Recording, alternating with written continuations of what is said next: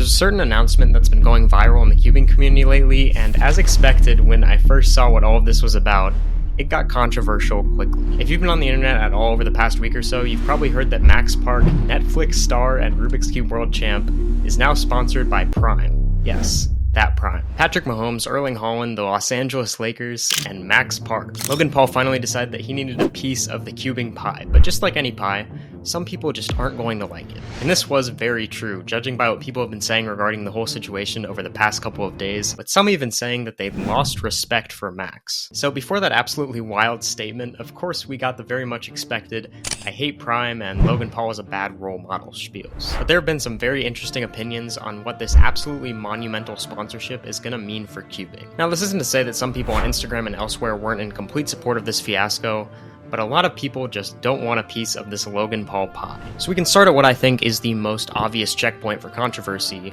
when Logan Paul is involved in literally anything. And that was no different here because the fact of the matter is Logan Paul doesn't exactly have a spotless reputation on the internet. Now you have this interesting dynamic where some people think that this is an amazing opportunity to get more eyes on cubing, right? And then you have some who really think that the situation here couldn't be worse. I prefer Logan stayed out of the cubing community, not a good role model. It'd be less toxic for your health to consume the Rubik's Cube than drink Prime.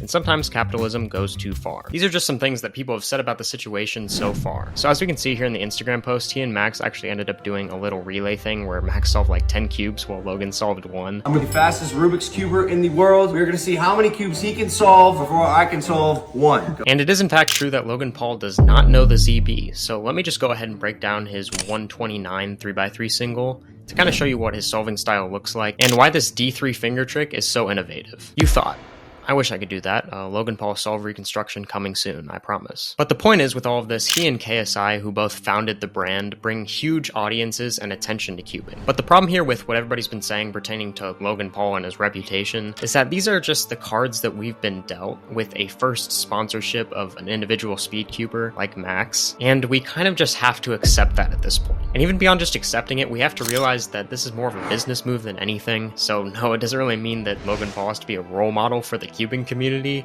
nor does it mean that you even have to like him in the first place. And I'm no nutritional expert or anything, but I don't think that this should mean that we should like lose respect for Max or anything in that regard. But these are just some things that people have been saying so far pertaining to this situation. But the big question for me when I look at this personally is something that has been discussed more and more over the past couple of years, and that's the idea of cubing becoming something like a sport. In all popular sports, athletes are sponsored by advertisers outside of the sport, right? And that is incredibly true for Prime, who have sponsored all of the athletes I mentioned at the beginning of the video, and now throwing Max into that group is a huge step towards making this become a reality. I mean, streaming of these big comps has gotten way better over the past couple of years, and we even have a competition coming up in July before the North American Championships, where you have to be sub 7 on 3x3 to enter, so that'll be really interesting to watch. And I still think there's a lot of potential to expand cubing into a more head-to-head format, right? Like what we saw at the Red Bull World Championships a couple of years back. Yeah, by the way, another sports drink that actually ended up sponsoring cubing.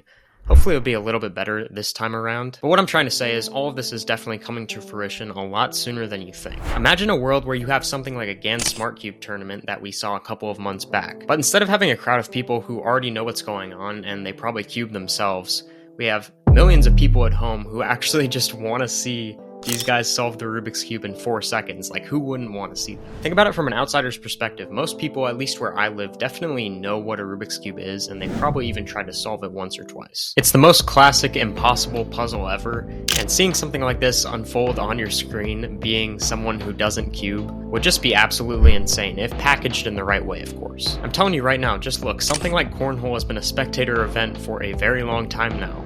Why? Because these dudes literally don't miss. Like, what even is this? But what I'm saying is cubing has major potential in this sort of a landscape, and Max getting sponsored is just another step, and a huge step at that, and you know, it's what we've been dealt in this situation. We kind of just have to deal with it. So yeah, whether you like Logan Paul and his brand or not, well, that's up to you, but I'm extremely happy for Max, and you've heard it a million times, but this is going to be huge for cubing moving forward. And oh yeah, daily reminder that whether or not Logan Paul knew this ZB, a 6-year-old did. And guess what? That 6-year-old actually turns out to be a lot faster than you at solving Rubik's Cube. So yeah, daily reminder that that is the case. But yeah, just wanted to talk a little bit about this whole situation. I've seen a lot of people covering it lately, and I just thought it was really interesting. So yeah, not my regular format, you didn't get a solve reconstruction. I wish I could have done that. That would have been really interesting to look at Logan Paul's solve. So yeah, maybe in the future I'll actually, find a way to break down a Logan Paul Rubik's Cube solve. And you already know, stuff's up here, wherever it is. I always forget. But yeah, besides that, that's about it. See ya.